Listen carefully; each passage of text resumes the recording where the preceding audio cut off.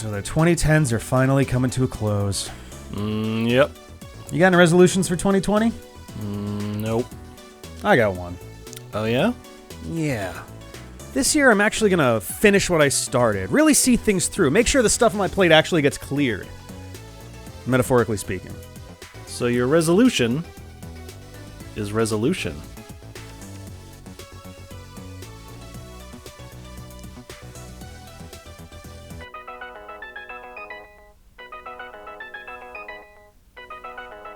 I thought this thing was dead. I think it's for you. John? What day is it? New Year's Eve? What year? 2019. Then I'm right on time. Why does everyone keep saying that? Do you two even know what's going on out here? There was some big screen. I had to play... It doesn't matter. There's nobody here. What? And that's my cue. Oh shit, it's Jeff! No, I'm Evil Jeff, and I'm here to ruin your lives. Oh. Wait, how are we supposed to tell you two apart? That's easy. I have a beard. Yeah, so does our Jeff. Wait, what? Seriously, he has a beard too? Queef. I didn't coordinate any of this. Honestly, I'm still kinda new at this. Do you think you might want to, share the beard? I could have it one weekend, he could have it the next, we could trade off weekdays, maybe? Or maybe he'd go with a goatee or something. How do you guys think I'd look in mutton chops? Wait, if you're here, what happened to our Jeff?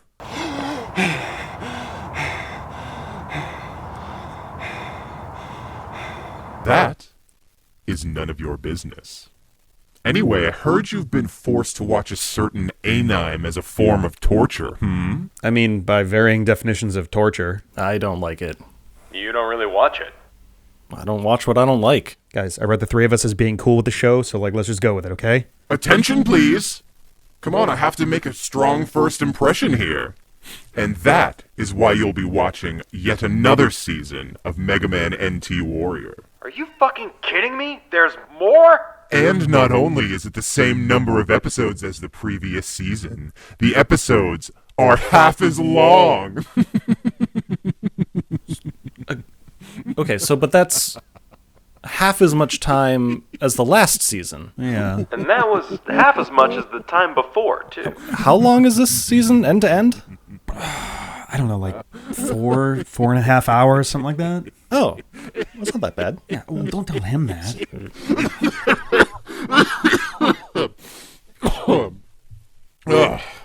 Anyway, let's fuck.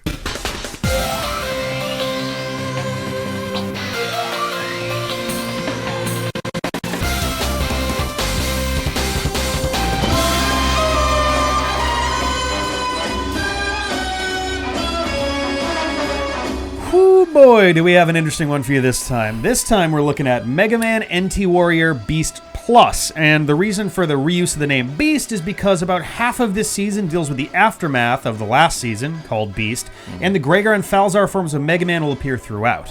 What you're not going to find this season, though, is any kind of single cohesive plot. There's no single bad guy to beat, and no individual plot points to foil. Instead, this season takes its cues from a handful of Battle Network games released around the same time, and one a little less so.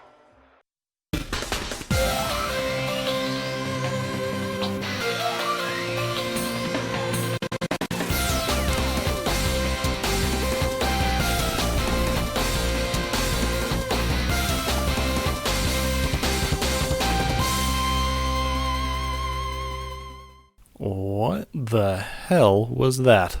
Oh, this is probably as good a time as any to talk about this. Most TV stations have half-hour slots, and that'll be filled with a 23-minute episode plus commercials. Some stations, like Cartoon Network, for example, have half-sized 15-minute slots, and they'll fill that with about 11-minute episodes plus a commercial either at the beginning or the end. Megaman.exe Warrior Beast Plus is one of those shows, and the episode actually only runs 9 minutes and 45 seconds. And that includes this 20-second non-lyrical intro. Yeah, but they couldn't have gone with something like original, maybe? I don't know, man. This is just the cross-fusion theme they've been using for 4 seasons now. It feels like absolutely minimum effort to me. Anyway, the season opens on Lan running off to fight a massive virus stampede, except it turns out he's having a nightmare about his time on Beyondard.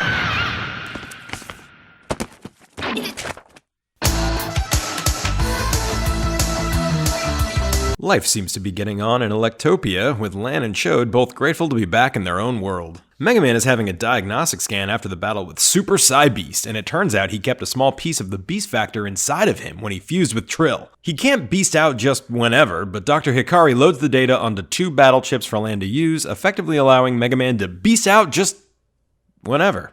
The Fossa ambience is no more since the beast factor in Beyondard has been destroyed, but it doesn't take long for a new threat to emerge. Rika is called out to investigate some very odd vines that seem to be wired up to a large computer virus. Searchman finds that they are in fact digital data somehow manifesting in physical form, and they are attacked by beasted out life viruses. They cross-fuse and defeat the viruses, resulting in the plants disappearing, but Rika is able to take a few pictures and send them to Scilab to fill the others in. Not like it gives them long to think about it though, as the plants immediately start attacking Net City, messing with Number 1 Curry and Higsby's chip shop. The viruses and plants start materializing in the real world as well, and despite Lan and Megaman cross-fusing to take everybody on, a huge red net navi effortlessly thrashes them and only retreats once this creepy guy recalls him. This is our first adaptation, by the way. Betting you weren't expecting this to take center stage, but this shady guy and this net navi are the Professor and the Zero virus, as they appeared in the side-scrolling GameCube Battle Network Midquel Mega Man Network transmission. I guess they had to run out of source material sooner or later. What happens next? No, that's it. What do you mean? No, it's the whole episode. But nothing happened. Well, yeah, it's only 9 minutes long. Okay. Well, let's do the next one.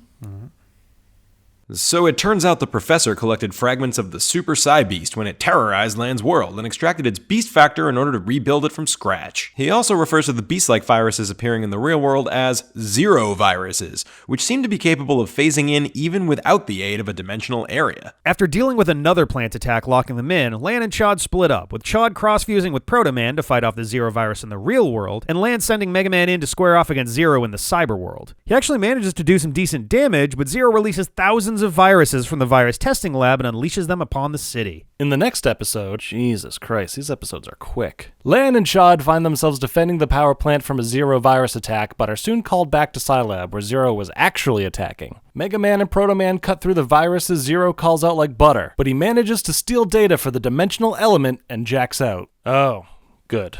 We're doing the bad guy dimensional area plot again. Over at Number 1 Curry, Yahoot recognizes the nickname Professor as a World 3 researcher who departed the organization after Dr. Wily left it. And as the icing on the cake, the Professor has started reaching out, emailing Yahoot with the address of his new lab. Sidebar, Tori is messing around with a battle chip machine, and some of these chips are fucking ridiculous. There is no way in hell there would ever be a commercially sold kernel chip, not to mention some like Blast Man never even appear on the show at all. Lan, Mail, and Dex catch a Wily sushi truck driving past and speaking to itself, and it turns out the address the Professor gave to Yahoot was indeed the Wily sushi restaurant and factory. Just want to point out, this is where the 4th episode starts, and it's pretty clear now that these were produced in like an A-B format, where 2 episodes are actually one complete thought. And when they do that, each second episode starts with anywhere from 30 seconds to, no lie, a minute and a half of recap, even further shortening these things. Anyway, nothing strange at all about a restaurant with 0 customers, yet sushi is still actively being prepared in mass quantities. Nothing strange at all. 調味料よ。すげえ量。マヨネーズもあったぞ。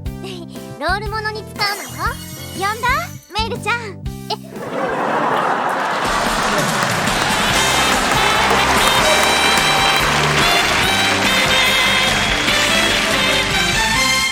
Wow.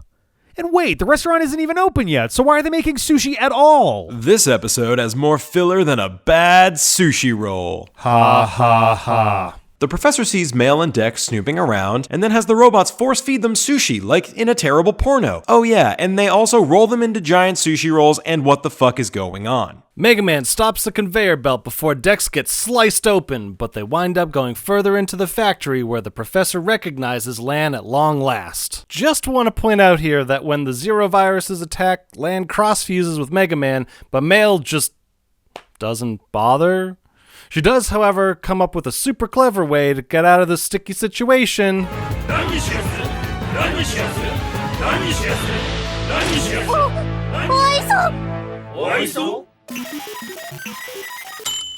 And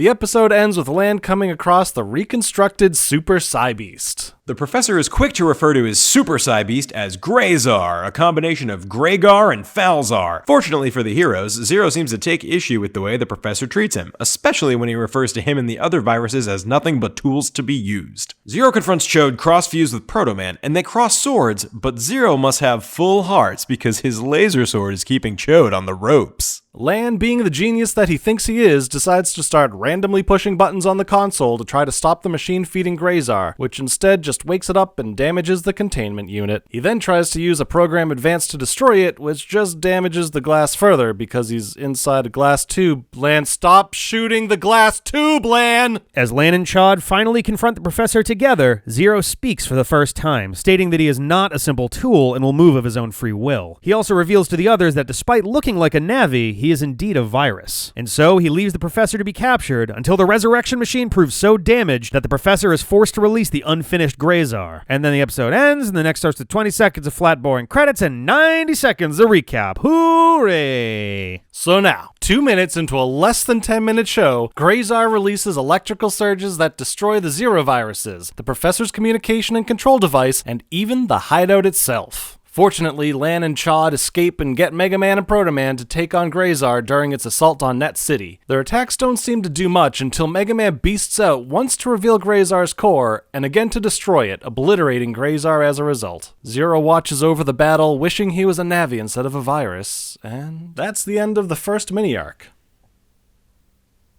They just tried to adapt a whole game into less than an hour of actual show. I mean, I never said they did a good job of squeezing all these games in. At least it can't get any weirder than that.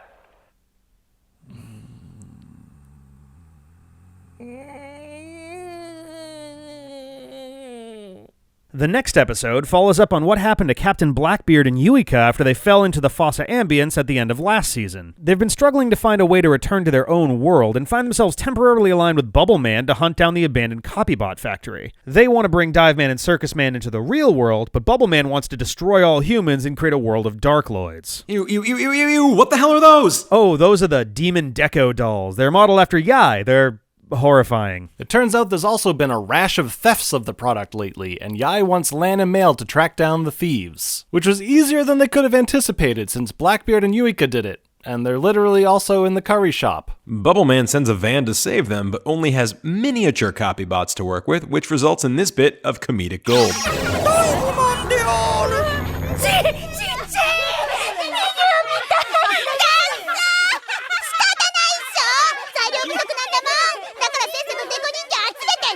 That said, Mini Dive Man can still do some decent damage, and the thieves escape into the night. It seems they've been stealing the dolls to harvest a certain chip they need to construct full-size copybots, which, when they try to attack the city with them, fall apart pretty quickly. So they regroup in the effort of building a giant copybot and attack the doll warehouse to get as much of the Daconium material as they can get their hands on, resulting in a massive 18-story, 600-ton monster of a copybot. The merged Dive Circus Man is fucking horrifying and manages to utterly trash our heroes, until Chaud manages to slice off the control unit on the end of Dive Man's pipe, and Lan tosses some bombs to destroy the monolith altogether. At least they wind up catching the attention of Dr. Wily in the end? He leads the two of them down to one of his world's abandoned Psybeast manufacturing plants where he's made his home. He discusses Blackbeard and Yuika's situation with them, but refuses to accept responsibility for what his Beyondard counterpart had done, or what that version of him owed them. The Fossa Ambience isn't coming back, and Wily couldn't help them get home even if he wanted to. Surprisingly, Dusk Miyabi shows up to return his synchro chip and offer a bottle of alcohol to Wily as thanks for his help. Wily insists that Dusk should keep it, since it could prove useful, and Blackbeard begs Wily to make them chips too. They proceed to embarrass themselves for days, groveling and collecting as many aluminum cans as they can possibly get their hands on. Back at the base, after inadvertently burying Wily and Dusk in cans, they find a Wily can containing 2 synchro chips, which they test outside and disappear? Blackbeard and Yuika manage to successfully cross-fuse with Dive Man and Circus Man, however they wind up appearing in Net City, in the cyber world.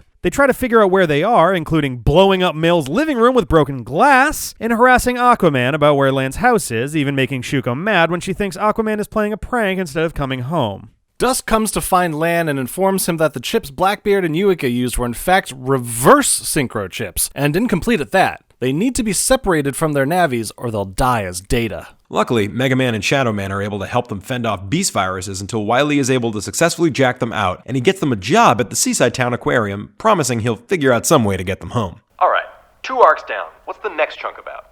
Well, the next chunk isn't really about anything. What?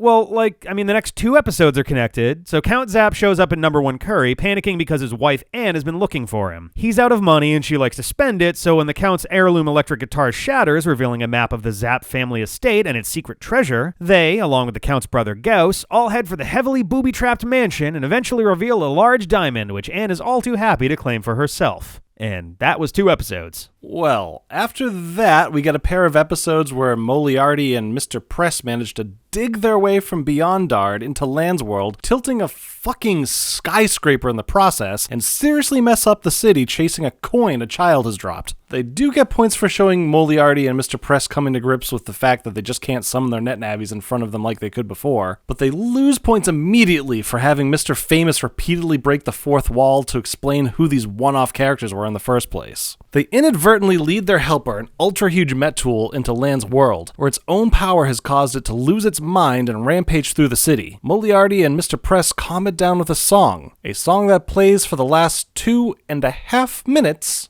of the episode. Oh, and then they dig to an alien planet. I don't fucking know. That's stupid fucking bullshit garbage. I'm done with this fucking shit.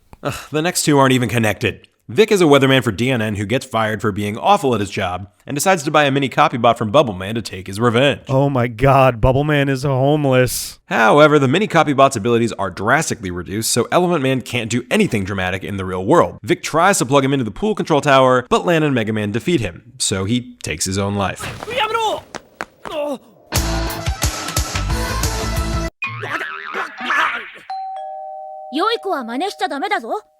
Oh my god, the episode actually stops to remind kids not to jump from buildings. Anyway, Bubbleman wraps up his bindle of mini copybots and walks away, still homeless. So in the next one, we open on what appears to be a security guard shutting down his own cameras in order to break into a massive vault.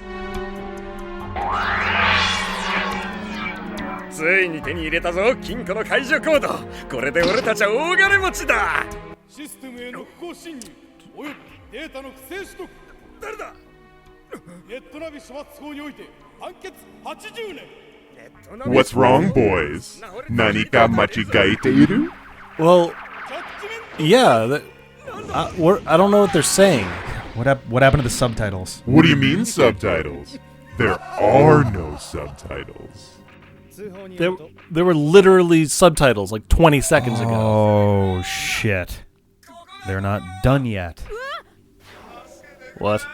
Yeah, so like with Stream and Beast, Beast Plus was never released outside Japan. So how have we been getting subtitles this whole time? Well, the show, like the game series, has had an unusually devoted following over the years, even with only half the seasons of the show ever airing in the West, so fan translations naturally became a big thing for the fan base, and we sort of caught up. Caught up to what? Caught up to where the fan subs are. They're not quite done yet. Close, though. So we're just gonna have to, guess what's going on for the last 11 episodes? Oh no! How will you see what's going on with only your eyes? By looking at it? Oh, you'll see. You'll see. I mean, yeah, that's the idea. Yeah. 何を言っているのか分かりません。全部分かりました。 So, similar to the last episode, what we get here is a quick one-off focused on Prosecutor Ito and his NetNavi Judgeman. It's kind of weird how the final season started out so focused on the plot to Mega Man Network transmission, but when they have the chance to look at more of the Battle Network 6 characters, they just kind of get glossed right over. Well, it's not like Dr. Wily's on the road to world domination anymore, so there can't exactly be a new World 3. The episode doesn't get too far into Ito's character either. At the start, he seems unusually hostile toward the Net Savers, after he wins a case that earns the Navi from the beginning and his operator 20 years in prison. データ窃盗罪により禁錮20年。20年。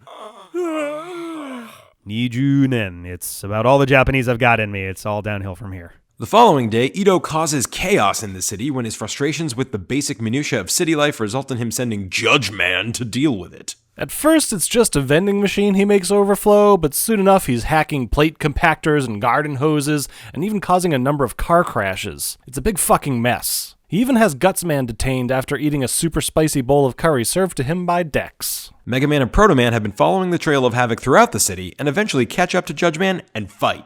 It's honestly a pretty accurate representation of the fight in Battle Network 6, all things considered. He's dodgy and evasive, but when Megaman beasts out, it's all over, and Ito is arrested by Officer Manuela. The next pair of episodes are connected again, not just to each other, but also the Zero virus plotline from the start of the season. Not really sure why they put 10 episodes between them, though. The Zero virus is spotted all over Net City, and we even get to see the massive virus taking costume cues from the version of Zero that actually did show up on the Game Boy Advance. While fleeing the city, Gutsman actually bumps into him, and for the first time, Zero makes physical contact with another being before vanishing altogether. Over at number 1 Curry, everyone is celebrating Dex's birthday and giving him gifts of broth, which we then see an awkward shot of Dex imagining himself in Chisao bathing in. Let's not try to unpack that. Gutsman seems to be anxious about something. Maybe he forgot to get Dex a present? Zero is hanging out nearby, watching over the festivities, when he decides to go absorb some data and attack a huge tower in the cyber world. Lan goes off to defend it, and Megaman squares off against Zero. Oh, hey, the professor's still in this show too. Apparently he's feeling pretty confident because he's spending the battle watching from afar, noshing some nigiri. Is that Shusi or sashimi? I want to say it's sushis. Yeah, it's definitely sushis, not sashimis, because it's like nigiri's sushis. Actually, it might be sushi's nigiris. I think I'm having a panic attack. Zero gets the upper hand, but Gutsman dives out to protect Megaman, causing Zero to hesitate and think on how Gutsman considers Megaman his friend. Megaman takes advantage of the opportunity to land a heavy blow with a Life Sword program advance, but the three soon find themselves stopping the battle as they come to realize that Zero seems to be having an emotional response to having made contact with Gutsman earlier. Zero realizes that there's more to his existence than just being a tool of the Professor, and accepts Megaman's offer of friendship, prompting the Professor to interrupt by flying a massive resistor-shaped airship over the city, strangely seeming to have Zero on the ship with him. This kicks off the second episode where the Professor, annoyed that Megaman destroyed Gregar, hacks into NetSaver headquarters with what looks to be an enraged, beasted-out Zero. Well, that doesn't make sense. Zero is still here with Megaman and Gutsman. The three of them jack out so they can confront the mysterious doppelganger, who turns out to be an entirely emotionless virus named 01, not to be confused with that 01, or 02, or that 02. Gutsman pleads for Zero to help Megaman, but failing to do so, jumps in himself and is quickly disposed of. He tries a second time, and Zero finally acts, taking a massive hit from 01 to save Megaman, striking him back in the process. Megaman beasts out and trades blows with 01 as well, until Zero holds 01 back, warping them both to the real world where 01 can't reconstitute himself, and flying them both into the airship, destroying them all. Gutsman is devastated by the loss of Zero, and the Professor, who survives somehow, is pursued by the police as he parachutes away from the scene unconscious. After that, we get an incredibly strange one-off focused on Bubble Man, still wandering the streets with his mini copybots. Apparently there's some huge sale on pretty pink baskets, which brings a number of the show's female cast out of the woodwork, including even Maddie, who we haven't seen in kind of a long time. Bubbleman has an issue with some fucking weirdo trying to steal one of his copybots, and the attempt to get it back results in him running from a dog, bumping into Iceman and Aquaman, who agree to join him in mini copybots in the real world, get stolen by a pair of girls who are way too cool with Aquaman whining and squirting everywhere, get chased by Male in the real world, get chased by Roll in the cyber world, get chased by the dog in the real world again. Then he wakes up in the display case of an antique shop. It's the last we ever see of Bubbleman. You know, the longer this season goes on, the more it seems to be regressing into random episodic nonsense. How many episodes are left? 7, I think. Okay, well, maybe something interesting can happen in the last hour of the season. Or maybe not. Episode 20 opens on some dark room in the cyber world where we spy a Matrix Code-esque waterfall with a weird alienish Navi invisibly floating around in it. Not that we get to see it for long, because today Mr. Higsby has installed a battle simulator that's all the rage in Dentek City. Tori wants to try out the machine, but seems embarrassed that he's carrying his ice skates. Or maybe he's just late. When he comes back that night, though, the machine is abandoned. When he jacks Iceman in to fight, no opponent appears, but after he leaves, a mysterious sphere emerges from the Matrix waterfall and turns into Iceman. The next day, visitors line up to use the machine once more and see the results of the previous day's battles, only to see that Iceman has been ranked as the strongest combatant. Lan, Mail, and Dex are not thrilled to see this, and Dex sends Gutsman in only to be immediately thrashed by the AI Iceman. Lan jacks Megaman in, but instead of fighting against him, the AI Iceman just creepily stares and laughs before jacking out. Tori, meanwhile, is living out a gag we already referenced in a previous Robot Rumble video.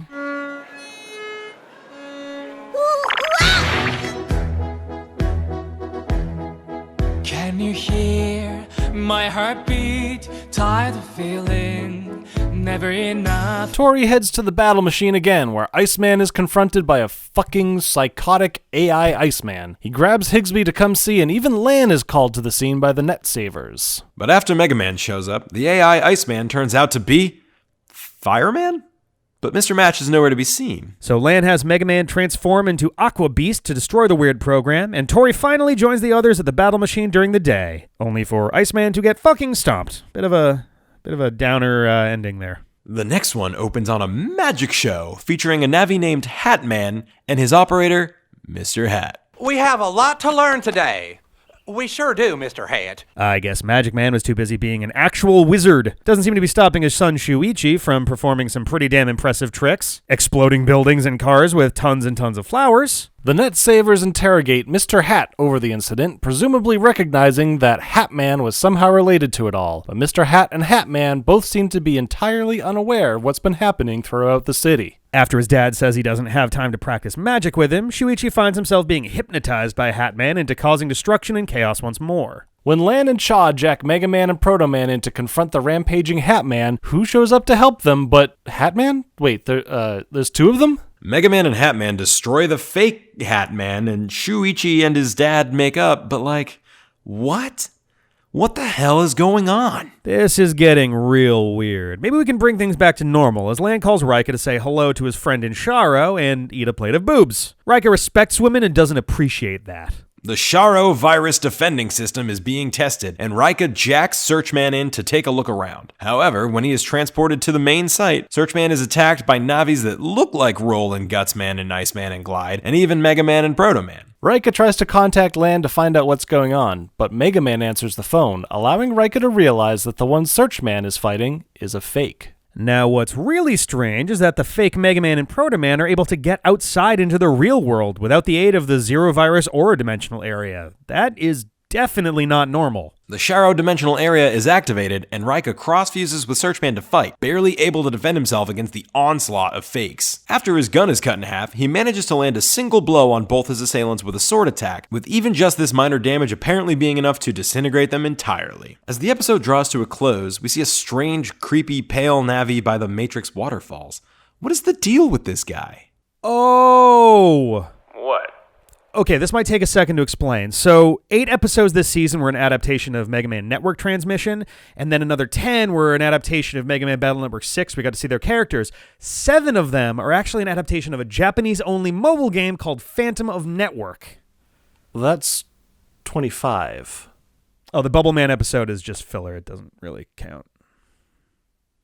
So in 2005, even before Battle Network 6 was released in Japan, there was a mobile game that never left the country called rockman.exe Phantom of Network. There was actually a second one called Legend of Network, but that actually came out after this season aired, so it's not like they had anything to work with there. The game was an episodic release with 8 chapters in which Lan and Mega Man sought to unravel the mystery of a series of incidents involving NetNavis that had already been deleted in the past, or copies of NetNavis known to not be evil. In the end, it all turned out to be a plot to destroy the real world and absorb it all as data by a being who disapproved of the relationship between humans and NetNavis. This being was a creature known as Cash. He was born from the amalgamated cache data of the cyber world and would use that data to reconstruct Navis to do his bidding. Oh, so that's why there was an evil Iceman fucking everyone up and it turned into Fireman after a while. And that's where all the evil copies of the NetNavis who attacked Searchman came from, too. Even Hatman is actually an original NetNavi made specifically for Phantom of Network. So then this creepy motherfucker is Cash. And his goal is to destroy or assimilate the real world,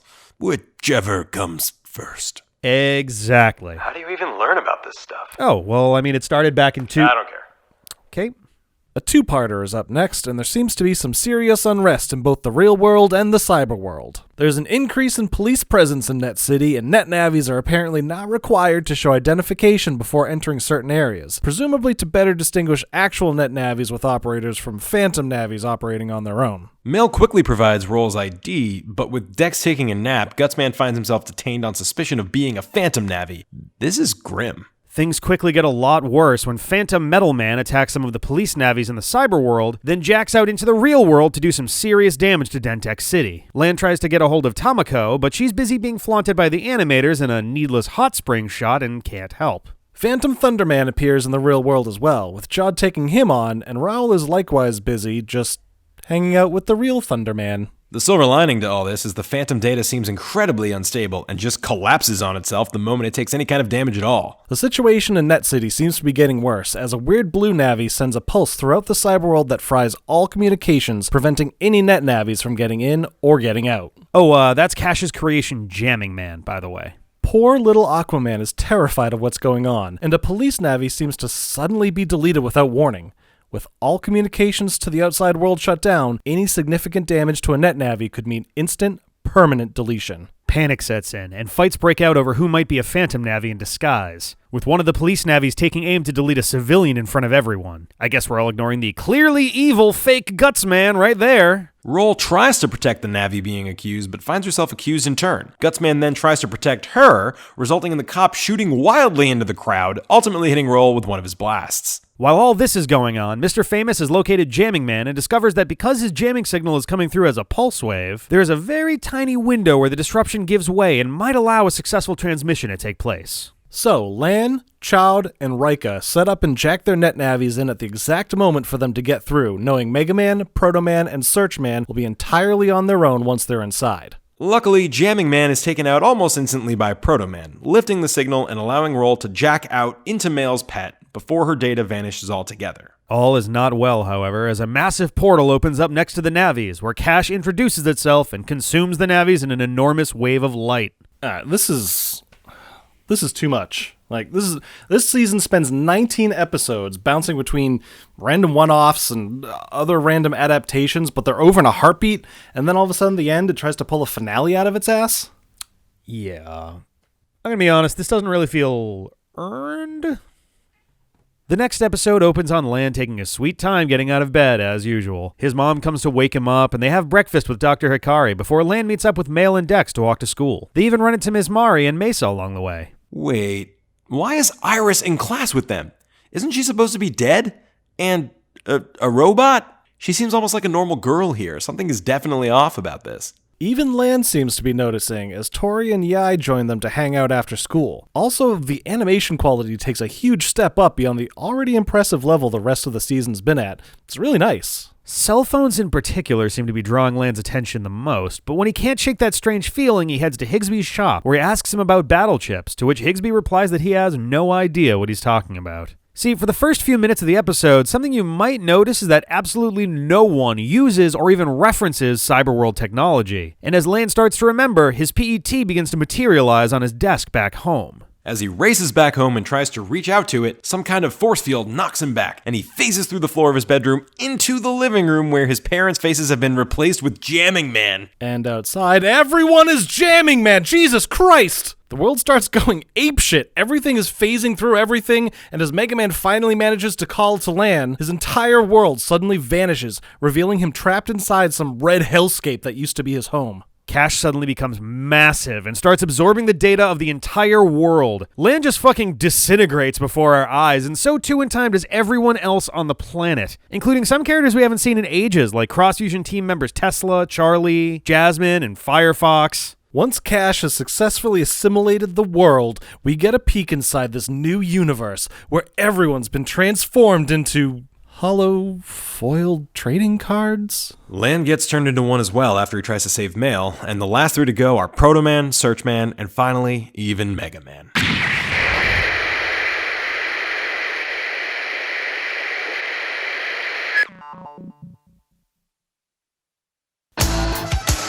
So, yeah, Cash won effortlessly, you guys. If it weren't for the Deus Ex Machina of Deus Ex Machinas, this would probably be where the whole series and the world within it just ends. But thankfully, Trill, who also seems to have been holofoiled, hops right out of his own card and calls out to Lan and Mega Man, which gives them just enough strength to release themselves from their own cards. Lan and Mega Man reach out to one another, meeting in the middle and causing the entire system to just collapse. Lan cross-fuses with Mega Man and appears in front of Cash to blow a huge hole through his chest. But a whole fucking bunch of creepy clones of Lan's friends and family swarm him in this awful, horrible Jamming Man fucking orgy. And in the final Earthboundian conclusion of the fight, everyone trapped in the cards starts calling out to Lan, and the Matrix Waterfall just dies as cross-fused Mega Man fires a ludicrously powerful beam that completely engulfs Cash, and the beast is destroyed. Lan and Mega Man embrace while the two are able to occupy the same space, and Mega Man goes back into his PET. Wave goodbye, and that's the end. No big closing credits, no nothing, that's just it. It's not anticlimactic exactly, but it just sort of stops in the middle of nowhere. Oh, and this is the part where you tell us that we have a whole other season to get through, right? Fat chance, dick fingers. That's the last episode of the show. Wait, seriously?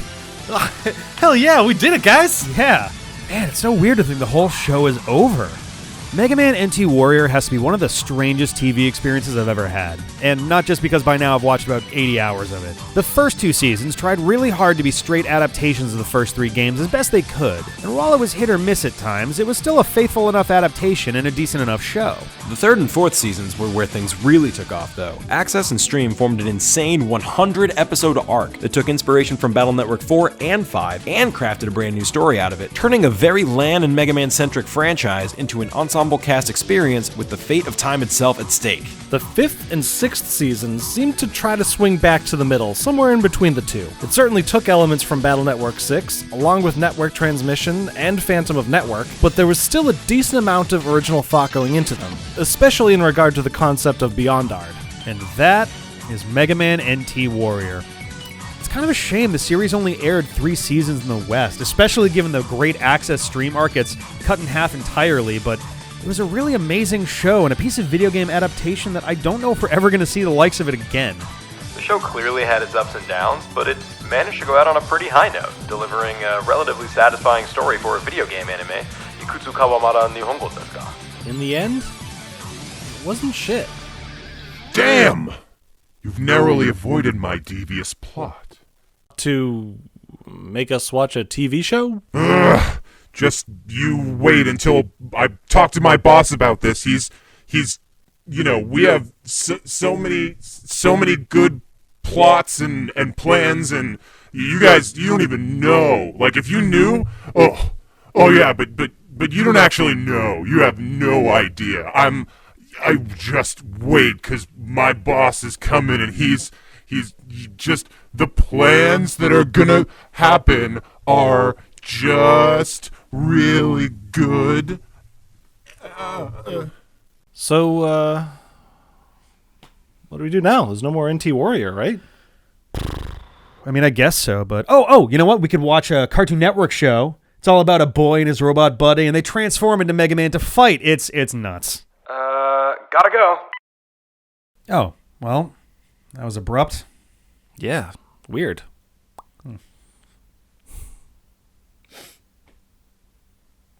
I thought John really liked Fully Charged.